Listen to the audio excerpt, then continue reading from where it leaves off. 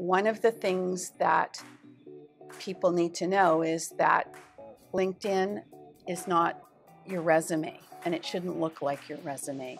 It needs to, there's a section at the beginning of your profile called your summary, and some people just cut and paste their resume in there, and it's in third person and it's very impersonal sounding.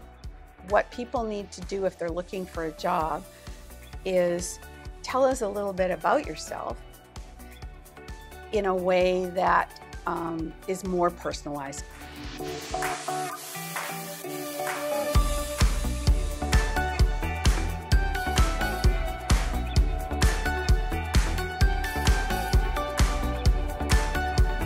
Well, welcome. Thank you. Janice Porter.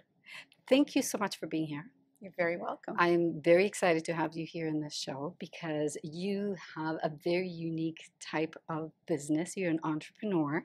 You are a relationship marketing specialist. So before we get to what that means, can you just tell us a little bit about you? Who is Janice Porter? Absolutely. And thank you for having me, Francesca. It's a delight and a pleasure. Who am I? Well, I think in essence, I'm really a trainer, a teacher. That's who I am. One of the gifts that I've been given is to take my wisdom and share it with other people. And my background is teaching. I've done corporate training. And as a lot of people in the mid-2000s got squeezed out of what I was doing and had to reinvent myself. And in doing that, it was a journey. It was a journey of, trying this, trying that. Is this what I want to do? And it really developed, and I'm pretty much self-taught with everything that I've done. So it has taken me on a journey through network marketing, which I absolutely adore, and that is part of my business model. And somehow in the last 3 years, I've made my way back to training through doing some LinkedIn training. And again, love it because I get to do that on a regular basis and get to teach people how to use that platform. Excellent. So you're a relationship marketing expert. What does that mean? So really what that means is I help business owners, entrepreneurs, and sales professionals to leverage and grow their businesses through building relationships. Now, those relationships can be found online through LinkedIn. They can be found, of course, through other social media avenues as well, and they can be found through face-to-face networking events. And however you nurture and cultivate those relationships, I show people the power of doing that, because what you're doing is doing business then with people that you know, like, and trust. But I add another dimension to that. That is, they'll only do business with you, though, if they remember you. So I take the other side of the business, which is my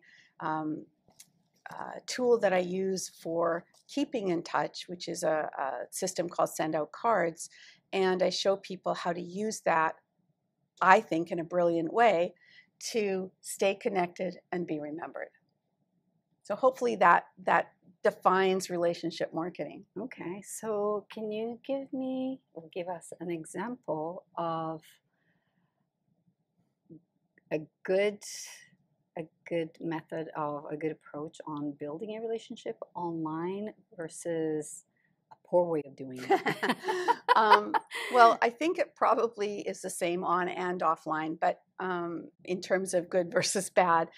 But what happens is we start things, we start connections, we meet somebody, whether it's liking their post on LinkedIn or sharing something they've said, or even reaching out and asking, will you be a new connection of mine? And then we leave it at that. So how can you build anything if you don't cultivate it, if you don't initiate it, if you don't get curious about the other person? Because that, to me, is a huge key, is being curious. I've had the experience, and I'm sure this has happened to you as well, where both on LinkedIn, on Facebook, or even Instagram, where I get messages from total strangers, and the first thing it's just a direct trying to sell me something, and it's such a turn off. Totally. Right? Yeah, totally. That's the wrong way. That is totally Yeah, the wrong that's the way. wrong way. And I get the enthusiasm of having a product or a Mhm. service that Mhm. you're totally enthusiastic about wanting to share with other people. So, since you are the expert in this particular area, what would you say? How long does it? Because obviously, it's not something that you could. It doesn't work for me. It doesn't work for someone to come and just blah. Here's my card. Here's what I do. Sure. Come buy my stuff.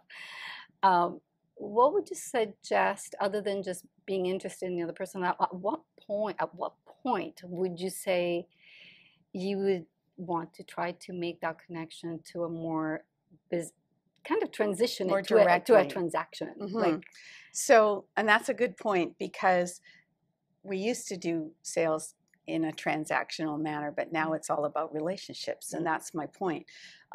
So it really depends, and I work a lot on my gut feeling, and it's about, well, I'll use the LinkedIn as an example. So before I would reach out to connect with somebody on LinkedIn, I would definitely take a moment and look at their profile. Some people don't really even do that, but I do it for a reason. I do it so I can see if there's something there that I can connect about, whether it's that we went to the same school, or that we both have an interest in basketball, or whether we are members of an organization that spans wherever we live. Something that I can make that direct connection about them, and I might ask them about it, and I might and I'll give you a little hint here, that when you first reach out to connect with somebody on LinkedIn, there's an introductory message that you send. It only has 300 characters, and most people just click connect and send the default message. Don't do that. Make it more personal. Not too, though, because a lot of people still don't read it.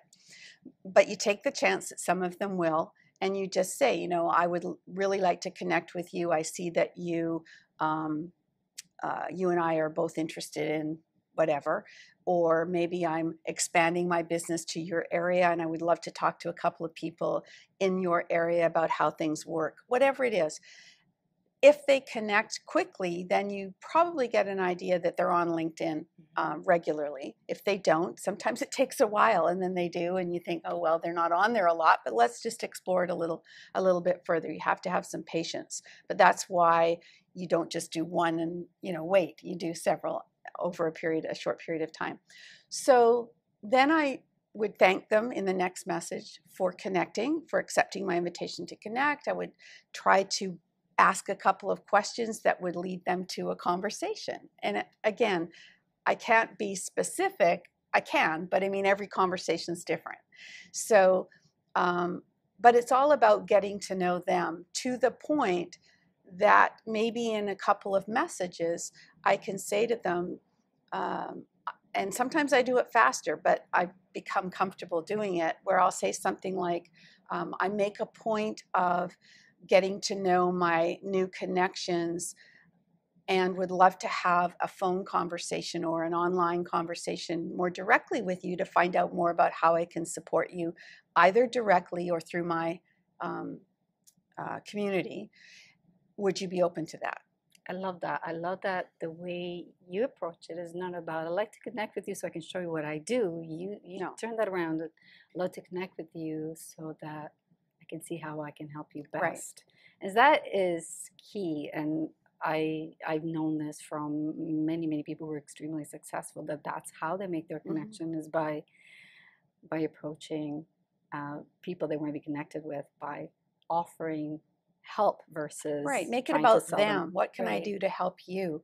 And people are pretty good about that. I have, sometimes I do it now, in like, as soon as they've accepted my connection request, I will go into that question and they'll send me their phone number, and then we'll set up a time. Nice. And in That fact, fast? yes, Wow. yes. I don't know. Just if you're honest and sincere and authentic, I think it comes through, and I hope I am, because that's really my curiosity, which I debate if that's a natural or learned thing. I personally think it's a natural thing. And I think I posted that on LinkedIn not long ago, asking people what they thought about that, because I think that helps. I think you can teach people, some questions to ask and so on, but they really have to be interested in other people. And that's what sort of initiates the conversation. I'm glad you said, the being curious comes from a genuine place. Mm-hmm. You can't be curious in a non-genuine, but well, I guess you could be. Well, but it shows through, right? Yeah, it shows through, and I think that being genuine is the key there, and really being interested on what the other person. So it starts by being interested on the other side versus what you have to, or you're trying to. Right. Decide. There's a quote that says something about people don't care what you do what you know until they know you care. Yes. And I think it comes from that type of attitude, and it needs to show through. That is wonderful. So that's LinkedIn. That's part of LinkedIn. If I could just add one more thing, I think that there are many people that are your audience, entrepreneurs and business owners, who probably use social media often, but don't use LinkedIn to its strengths. Its full potential. To its potential. Well, it's however you make it that way, right? Because they don't know the power that LinkedIn has, and because it's mostly business to business, you can actually, even though it's about them and you want to, make sure that you are getting to know someone, you can get to the heart of business faster because it is a business network and it is seen as a business network. Okay, so what would you say to someone, because I do realize that LinkedIn, I'm one of those people who doesn't really use it very much. I've had a session with you. Yeah. I don't use it very much. I don't log in there very often. However, I see that there are people that are on LinkedIn that are not necessarily business to business, but they are professionals where they're looking for a job. And they're looking, to make these connections so that they can be hired. So not necessarily about entrepreneurship. So what would you advise to people who may be who are on LinkedIn, who are looking to make those genuine connections, but they're still looking for a job? Because at this point now, it's like that they really need it. They need the job, right? Yeah, and in all fairness, that's really how LinkedIn started. It started as a recruiting tool originally, and it's developed, and now, of course, there's like 500 million people on it, and they're not all looking for jobs. But so what would I say? Well, I had one of my daughters was looking for a new job. She'd been in business for herself and not really needed something like LinkedIn, but decided she was going to look for a corporate job. And I said, well, you need to have a presence on LinkedIn. So we went through and created a profile for her. And one of the things that people need to know is that LinkedIn is not your resume, and it shouldn't look like your resume. There's a section at the beginning of your profile called your summary, and some people just cut and paste their resume in there, and it's in third person, and it's very impersonal sounding. What people need to do if they're looking for a job is tell us a little bit about yourself in a way that is more personalized. It's first person. It's, here's my passion, or here are the things that I love to do. Here's what I'm willing to do. Here's, the type of work that I can best serve you with. Make it about the, who you're looking to speak to. And of course, she didn't have a job at the time, but I always tell people, if you can create something that shows like that you're working, that's better. People hire when people are working. Anyway, she got a job, from her LinkedIn profile. And there's certain little things that will show your personality or show your strengths that we work in for people who are looking for jobs. And in terms of the outreach, who are they looking to talk to? Well, they need to target the companies or the types of positions that they're looking for and start looking for any kind of connections that they may have or that their connections may have in those companies to start a conversation. Does that make sense? Yes, Yeah. great advice. Yeah. So would you suggest, since we're still on the topic of LinkedIn, would you suggest to log in every day? Because I know people are on Facebook, they're on Facebook every day. People on Instagram are on Instagram every day. Is LinkedIn the same way? Because I don't log into. Well, it's not as manic as Facebook or Instagram. I think you can manage quite nicely on 3 days a week, 20 minutes a day. Depends if you're using it just to check in and be active, So relatively should you be posting? active. Absolutely. If How you want often to should be, you be well, if posting? you want to be noticed, and I talk about 3 sort of stages: visibility, credibility, and profitability. Visibility is, be on there regularly, do post, do comment on other people's posts, share other people's posts, reach out to people, wish people congratulations, that kind of thing. On, again, 3 days a week is adequate. It doesn't have to be 3 times a day. And then to build your credibility, the next phase would be to start perhaps doing longer posts, to do work on blog posts that you can add on LinkedIn and so on, and then start building those connections in the way we spoke of earlier to build that towards profitability, lead generation. That is right? awesome. Yeah. So how'd you get into LinkedIn in the first place? Curiosity. Curiosity. I was, to be honest, I was walking with a friend who was in the insurance recruiting business, and we were hiking in North Van, and I said, "Have you ever used LinkedIn? Like, I don't even know what to do with it." And she said, "Well, funnily enough, I've just spoken to this young man who's taken me through how it works." And I said, "Okay, I need to talk to him." And I did, and he was amazing. And we spent a couple of hours together, and I got it. It was very straightforward for me compared to Facebook, etc. I just hadn't been able to figure that one out at that time. And I liked it. I liked the left brainness of it, if that makes sense. And I could work it. And then I found myself sharing this information with people that I knew. And I went back and I had another session with him, and I said, I think I might be looking towards doing some training on this. How do you feel about me doing that? He said, I'm fine with it, because his clients were bigger and more corporate than what I really wanted anyway. So that's kind of how it started. Wow. Yeah. That's so cool. So it was kind of an organic, a natural. It really was. But my background being teaching, I'm a teacher by trade. I loved the idea that I could go back and bring that back into my life. Yeah, into my life, into my work. Yeah.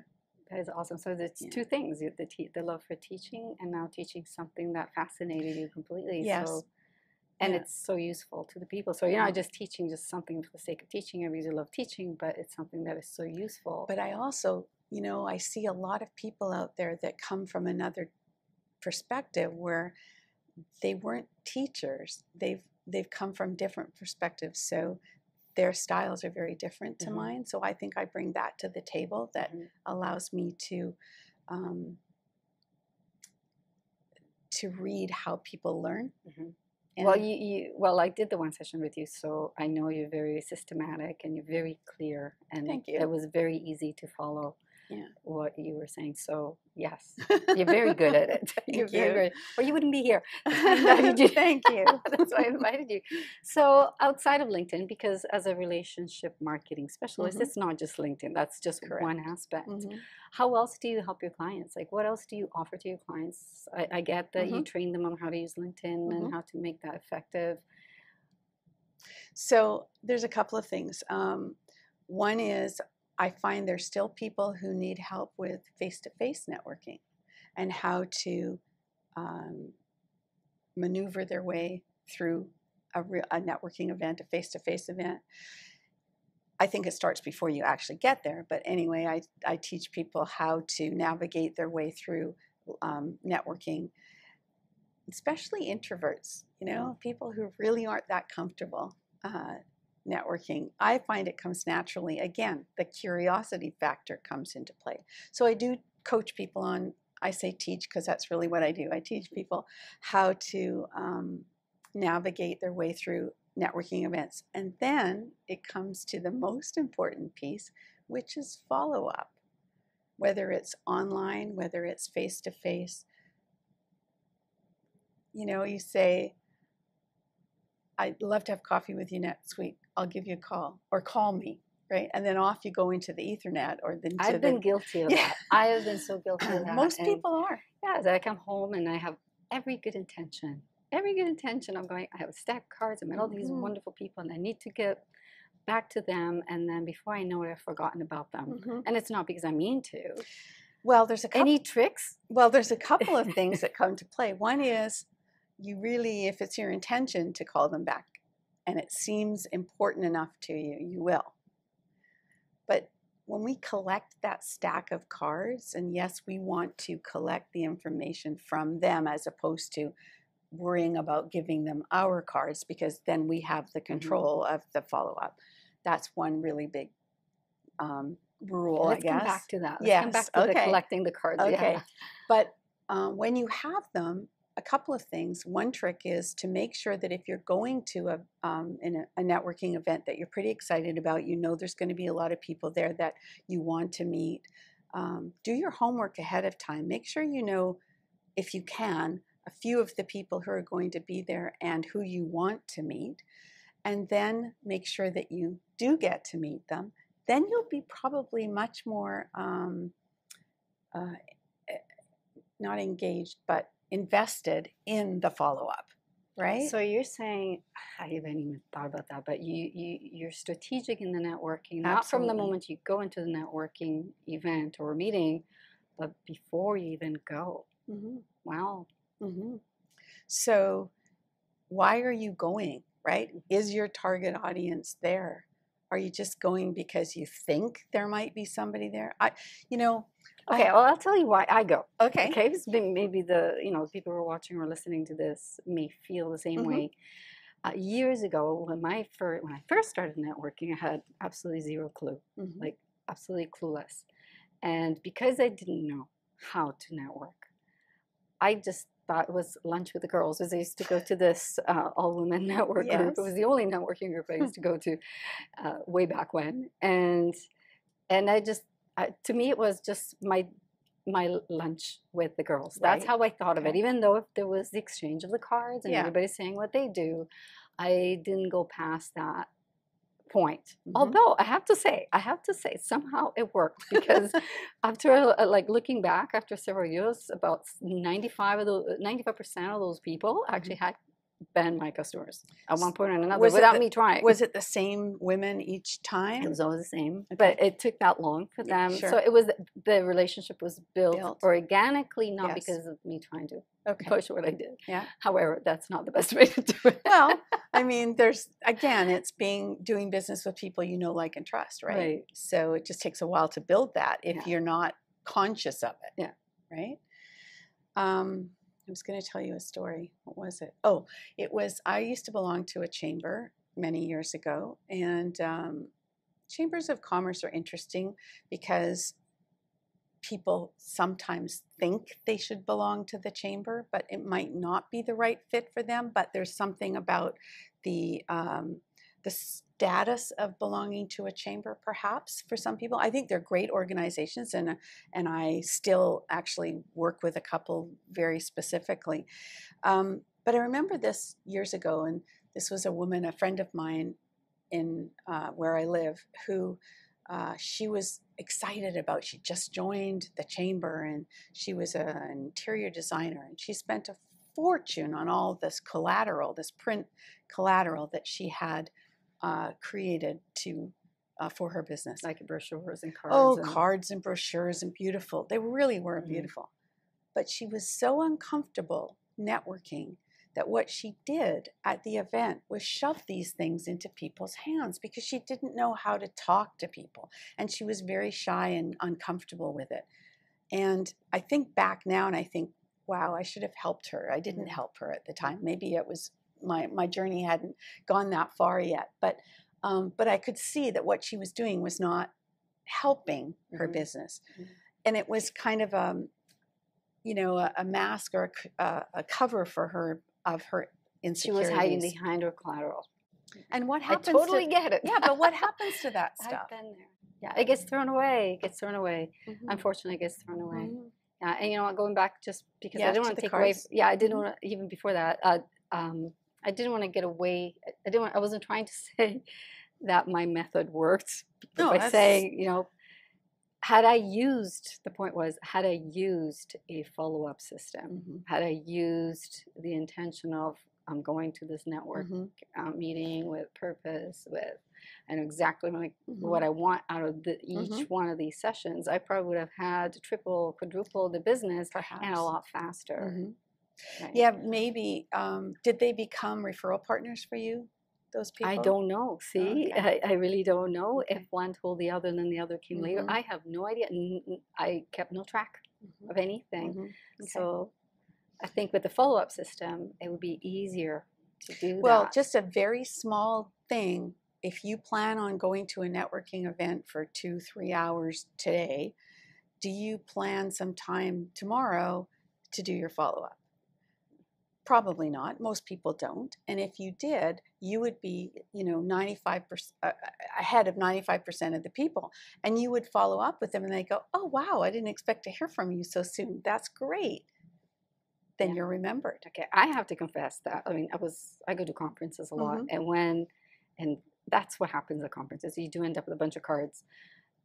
And I find that the odd person, and it's always very, very few, that does email me after, it makes my heart do a little skip. It makes me so happy, like somebody remembered me. Exactly. It makes you feel special. And as long as they're doing it with the right intention again, right? So you can be that person, right? You want to be that person that's remembered. I remember going to a conference in January, and I think I maybe made about 5 or 6 really key connections that I wanted to follow up on. And now we are connected. We still talk on Facebook or on Messenger or whatever. And I may have, trying to think back to if I actually have a client out of those 5 or 6 people yet. I think I did do some training with one of them, but it's because I initiated the follow-up, right? They're all in different parts of the United States or Canada, and so it takes a little bit of effort when the time zone's different and so on, but it works. You have to want to, or, again, if your business is more local than global, then that also makes a difference, right? To where you network, to what you go to how you follow up with people. But you need to have an idea of what's going to work, right? Yeah, don't call them up when they're in the middle of their night. Yeah, no. Yes, be aware where they are. It's really kind of beautiful now, though, that we have all these tools that allow us to be, in the room with someone, right? It does. Yeah. It does make a big difference. So now going back to the business cards, earlier we were talking about that. Now I've learned over the years that just handing out your business cards is like the worst. And I've become very protective of my business cards. I don't give my business card to just anybody.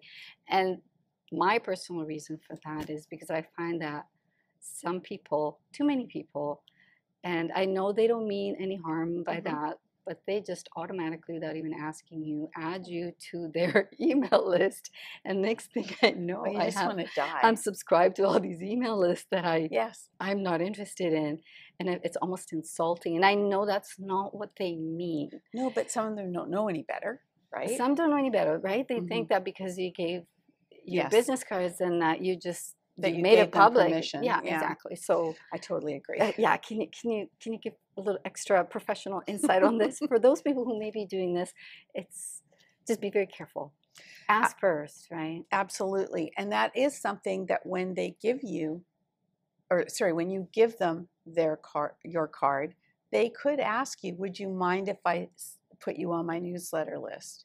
I don't see the point of it when you don't know them anyway, but at least if they ask, right? Yeah. And then to me, it would make more sense to have the conversation, have a couple of conversations, and then maybe ask, right? If you see that there's a future. I don't know, it's happened to me so many times. And certain professions are quite big on that. And I don't know, I could count, I did this a few weeks ago, how many specific email newsletters I got from this one industry, none of them I'd asked for. Mm-hmm. But I get them so that I can see what they're up to, and then eventually I might, reach out to them. But no, it puts a bad taste in my mouth too. So for me, it's about, if I really make a connection with you at an event, I will ask you for your business card, and I will ask you, would you mind if I follow up with you? What are your thoughts on? I don't know if you've been to any of those, but I belong to a chamber where they have different networking events, and there's a specific one where the way it runs is literally like it's like speed dating.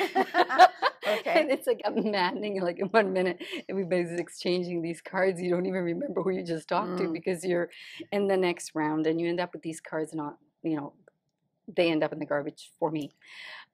From like I've only gone to one. I'm like I'm not doing this again. But then I know that there are people that absolutely love that process because they find it's more efficient for them. They find it more efficient because if I need a plumber, there is the card. I have the plumber. So this brings me to my question. Yeah. To my question is: do you find, in your experience, do you find that men tend to network differently than women do?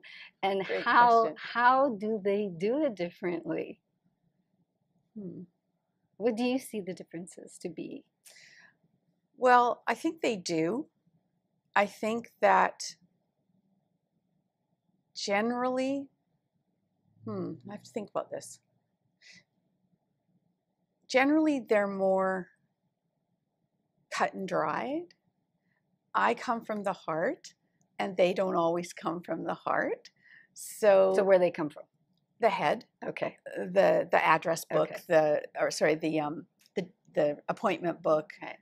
They're more direct. They're more left brain, generally speaking. I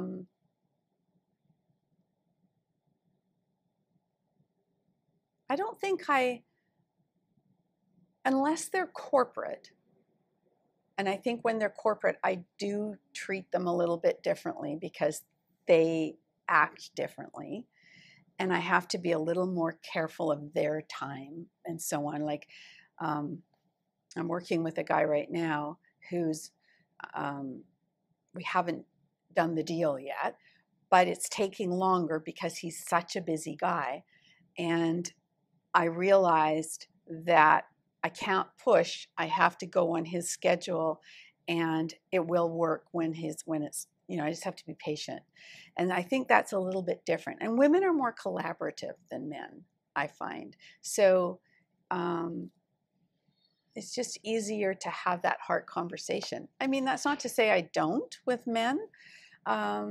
It just is, the approach is often different. You do see there is a difference. Oh, absolutely. Yeah, absolutely. Yeah. And that's why I was referring to that whole experience with the speed networking. Yes, yes. Because that's what I noticed, that the men just love it. The men totally loved it. At least the men in that particular group is like, yeah, I'm like, no, this does not work for me because to me there's no relationship. Yes, yeah. There's no connection, and I don't like, even if it's a plumber, I don't like to call a plumber I don't know. Well, I was just going to say that. Exactly. Or that at least, that I've kind of had the time to. Even if I'm in a networking organization with people in service industries like that, if I don't feel the connection or the trust, then I wouldn't refer them. So I'm not sure that I would have them come unless I heard of 3 people I knew that I said that I trust, that said that, that person's good or whatever. So yeah, I'm the same way as you. I have to build that relationship first.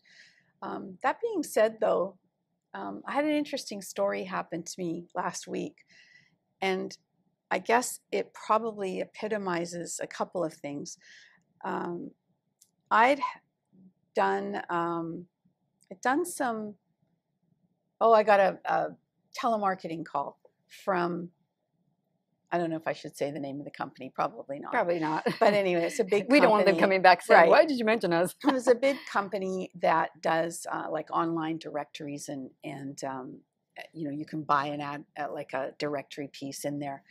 And I think I must have been soft, like the guy's voice or something. And I said, well, tell me more. And so it was very inexpensive. And I said, okay, fine, I'll do it for this period of time.